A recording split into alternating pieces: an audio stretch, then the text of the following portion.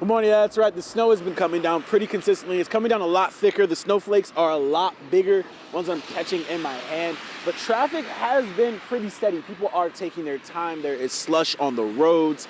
Parking lots are getting full with snow on the ground. You see people are just taking that extra time and being precaution. If you have to hit the roads right now, that is what I would recommend to you as well. You know, this heavy snow is gonna, as long as this heavy snow continues, you really do want to be as safe as you can.